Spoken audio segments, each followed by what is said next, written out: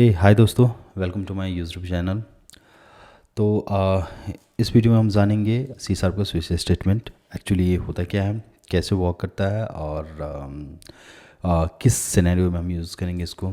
और एक छोटा सा इंटरव्यू क्वेश्चन भी इसमें हम जानेंगे कि कभी कभी इंटरव्यूअर पूछता है इसमें स्विच स्टेटमेंट से रिलेटेड। तो चलते हैं।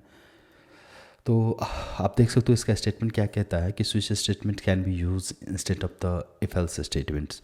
तो जब आप multiple if else statement use करते हो देन उस केस में आप स्विच स्टेटमेंट यूज़ कर सकते हो, क्योंकि ये आपको टेस्ट करता है वेरिएबल अगेंस्ट 3 और मोर कंडीशन। आप जैसे कि 3 4 5 6 कंडीशन आप यूज़ कर रहे हो, तो उस केस में इसमें आप स्विच स्टेटमेंट को यूज़ कर सकते हो। बिकॉज होता क्या है ना कि आप इफ एल्स स्टेटमेंट क्या होता है ना कि एग्जीक्यूशन 1 बाय 1 होता है। यदि आपका जो भी मान लो कि आपके 10 कंडीशन है और आपके पांचवा कंडीशन आपका सेटिस्फाई कर रहा है और वो मैच कर रहा है, तो आपका क्या होगा कि वो हर एक कंडीशन को चेक करते हुए नीचे तक आएगा। और उसके बाद क्या होता है ना कि आपको जो जो कंडीशन आपको मैच होगा एग्जीक्यूट होगा। मगर स्विच स्टेटमेंट ऐसा नहीं होता है। स्विच स्टेटमेंट में होता है क्या है ना कि आप मान लो आपके 10 कंडीशन दिए हुए हो, आप मान लो एक कंडीशन मैच हो गया तो वहाँ से क्या होगा, लूप टर्मिनेट हो जाता है, यानी कि ब्रेक, क्योंकि वहाँ पे ब्रेक की यूज़ करता है। और ब्रेक की क्या कर देता है कि वो प्रोग्राम कंट्रोल को क्या कर देता है, टर्मिनेट कर देता है, एग्जीक्यूट कर एग्जिट कर देता है। तो यहाँ पे आप देख सकते हो इसका सिंटैक्स है जो कि स्विच, और इसके अंदर आप देते हो एक्सप्रेशन वेरिएबल्स। स्विच सिंटैक्स के अंदर स्विच के अंदर expression variable, and then cases में आप जो भी केसेस यहाँ अप्लाई करते हो, केस 1 स्टेटमेंट, फिर यदि breaks, case 2 statement break, case 2 3, case 3 4 5 6, यदि कोई भी केसेस इस पर मैच नहीं किया तो इसमें हम क्या यूज़ करते हैं, डिफ़ॉल्ट। जैसे कि हम if else statement in case 1 के इफ कंडीशन फर्स्ट 2 3 4 मैच नहीं किया तो लास्ट में एल्स पार्ट यदि एग्जीक्यूट होता है। सेम थिंग आप यहाँ पे इसमें भी देखते हो। ठीक है, तो मैंने यहाँ पे एक छोटा सा एग्जाम्पल लिया है और चलते हैं इस एग्जाम्पल को हम करके देखते हैं कि कैसे वर्क करता है। तो हाँ, तो आपको मैं बताना चाहूँगा कि मैं ऑलरेडी एक कंसोल एप्लीकेशन क्रिएट किया हूँ और इसको मैं कंसोल एप्लीकेशन में टेस्ट कर रहा हूँ। तो चलते हैं देखते हैं कैसे वर्क करता है। तो मैं एक like int a equal to, मैं ले लो आप 3 ले लिया हूँ।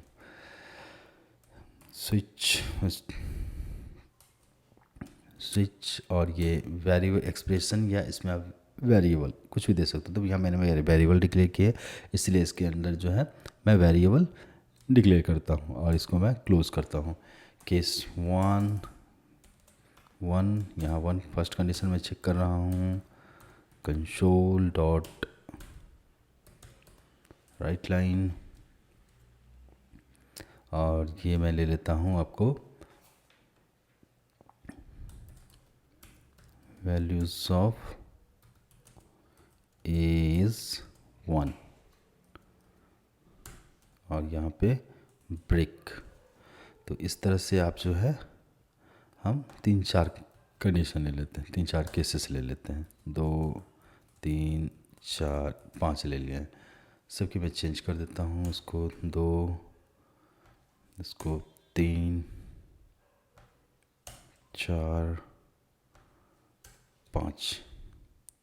Okay, and then here also हम चेंज कर देंगे, यहाँ भी 2 3 4 एंड 5। फिर आपको मैं बताया था कि यदि कोई कंडीशन मैच नहीं करेगा तो एक होता है डिफ़ॉल्ट। तो ये डिफ़ॉल्ट आपका एग्जीक्यूट होगा। तो डिफ़ॉल्ट में हम ले लेते हैं console dot right line, unknown value इसमें हम प्रिंट कर देते हैं। ठीक है, क्योंकि ये वैल्यू जो हम कंडीशन में दिए वो वैल्यू मैच नहीं कर रहा।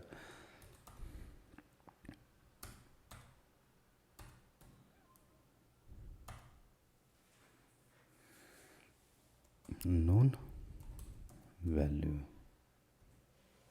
ओके,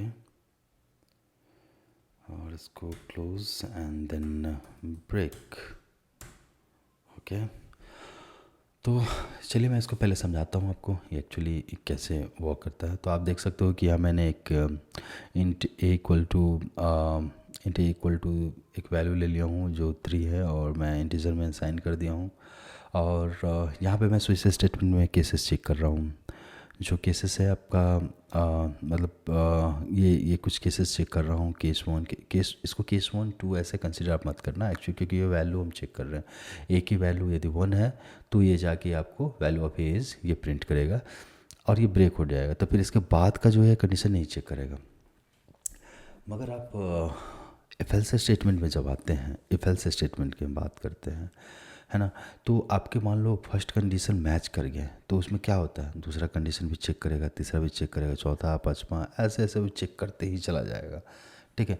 तो देखते हैं तो वो सही नहीं है, क्योंकि यदि आप मल्टीपल आपके पास कंडीशन है, केसेस है, तो मैं रिकमेंड करूँगा you can go for the switch statement so that you will get the like बहुत ही सिंपल और सरल। इसमें हम आपको कह सकते हैं कि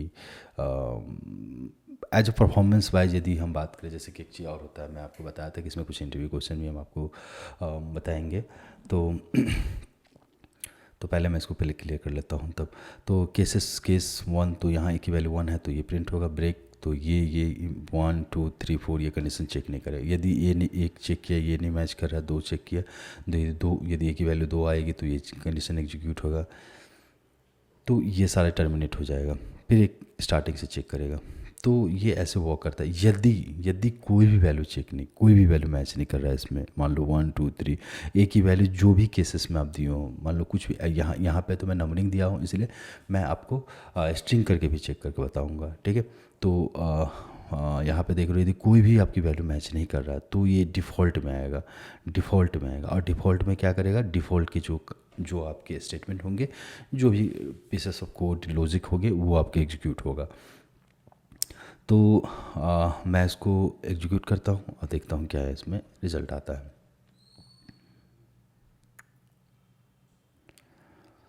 तो यहाँ देख रहे हो value of as 3, value of as 3। तो आप देख रहे हो केस 1 केस 2 केस 3, तो ये आपका एग्जीक्यूट हुआ, ये पार्ट एग्जीक्यूट हुआ, ये कंडीशन सेटिस्फाई किया, और ये आपका ये जो है पीसेस ऑफ कोड जो है आपका एग्जीक्यूट हुआ है।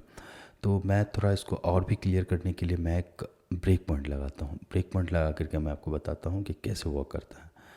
जैसे आप देखोगे कि मैं ब्रेक पॉइंट लगाया हूँ, और ये देखो डायरेक्टली पॉइंट किया है थर्ड केसेस को, डायरेक्टली। मतलब चलो 1 मिनट में इसको ऐसे नहीं करके हम इसको ओके, हाँ, चलो मैं इसको वैल्यू हम चेंज कर देता हूँ। मान लो हम 6 ले लेता हूँ। ठीक है, 6 ले लेता हूँ। तो ठीक है, मैं इसको रन करता हूँ फिर से F11। तो आप देख रहे हो कि डायरेक्टली वो कौन सा केस आपका एग्जीक्यूट हुआ है, डिफ़ॉल्ट वाला, जो कि आपकी जो भी वैल्यू, मैं यहाँ पे जो कंडीशन चेक कर रहा हूँ ए की वैल्यू, तो ए की वैल्यू यहाँ पे 4 तक 5 तक मैं कंडीशन चेक कर रहा हूँ, और ये 5 नहीं है, तो ये जो लास्ट वाला जो डिफ़ॉल्ट ये एग्जीक्यूट हो रहा है। तो ये तो था आपका इंटीजर के लिए। यदि मान लो कि मैं यहाँ पे आपको स्ट्रिंग ले लेता हूँ, स्ट्रिंग एक वेरिएबल ले लेता हूँ, आप और थोड़ा क्लियर हो जाएगा इसमें। स्ट्रिंग ए ले लिया, ओके। स्ट्रिंग में मैं कुछ लेटर ही ले लेता हूँ, जैसे कि डी ले लेता हूँ। ठीक है, कुछ भी आप ले सकते हो, बट मैं एक डी लिया हूँ। तो यहाँ पे मैं ए, यहाँ पे मैं पी, सॉरी ये क्योंकि स्ट्रिंग है तो स्ट्रिंग टाइप हम इसको डिफाइन करेंगे सो दैट आपको क्लियर हो, इसलिए एरर आ रहा है यहाँ पे। सी स्ट्रिंग ऑफ टी, और ये ई, यदि इसमें मैच नहीं करेगा तो लास्ट वाला value of a is a b c and d, और ये हो गया आपका ई। तो यहाँ पे आप देख रहे हो कि मैं पहले इंटीजर लिया था, आप स्ट्रिंग लेकर के बता रहा हूँ, क्योंकि बहुत सारे स्टूडेंट जो है बिगनर है उसको कन्फ्यूज़न होगा कि नहीं ये 1 2 3 लिया है तो मतलब 1 2 3 केस ऐसे लिखेंगे, ऐसा कुछ नहीं है। जो वैल्यू जो आ रही है आपको, जो एक्सप्रेशन में जो वैल्यू है या जो भी आप पास कर रहे हो वो वैल्यू हम यहाँ पे चेक कर रहे हैं, ये चेक कर रहे हैं, ठीक है। तो चलते हैं, देखते हैं कि मैंने डी लिया है तो कौन सा पार्ट एग्जीक्यूट होगा। F11, तो यहाँ देखो डायरेक्टली डी में आया और ये डी को क्या किया है, एग्जीक्यूट करके ब्रेक टर्मिनेट। तो value of D is sorry हाँ ए इज़ डी। तो आप देख सकते हो कि ये आपका अभी जो डी लिया था मैं डी प्रिंट किया। अब मान लो मैं कुछ एक रामू ले लेता हूँ, कुछ कंटेंट ले लेता हूँ, ठीक है, रामू। अब देखते हैं इसमें से कौन सा प्रिंट होगा,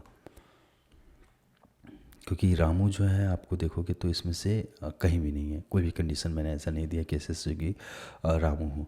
तो आई थिंक ये आपको कौन सा एग्जीक्यूट होना चाहिए, अननोन वैल्यू का। तो चलिए F10, और देख रहे हो आप क्या हुआ, ये अननोन में है, डिफ़ॉल्ट में अननोन वैल्यू, ठीक है, ये डिफ़ॉल्ट वाला आपका एग्जीक्यूट अननोन वैल्यू।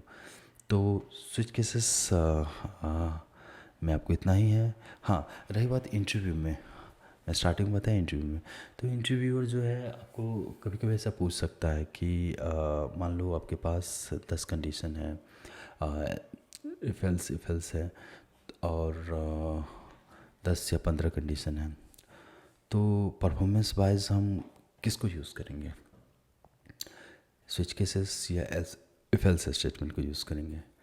तो वहाँ पे ऑब्वियसली मैं स्विच स्टेटमेंट को यूज़ करूँगा, क्योंकि फिर पूछेगा कि मतलब क्यों स्विच को यूज़ करेंगे, तो मैं ऑलरेडी आपको बता चुका हूँ स्विच को हम इसलिए यूज़ करेंगे कि स्विच जो है जो कंडीशन उसका मैच कर जाता है तो वहाँ से प्रोग्राम आपका क्या हो जाता है, ब्रेक हो जाता है, टर्मिनेट हो जाता है। मगर इफ एल्स स्टेटमेंट में क्या होता है कि आपका प्रोग्राम मैच, आपका कंडीशन मैच भी हो गया हो, फिर भी वो आपको हर एक कंडीशन को चेक करते हुए आपको एग्जीक्यूट करेगा, line by line code execute करते हुए हर एक कंडीशन को टच करेगा, हर एक कंडीशन को एग्जीक्यूट करेगा।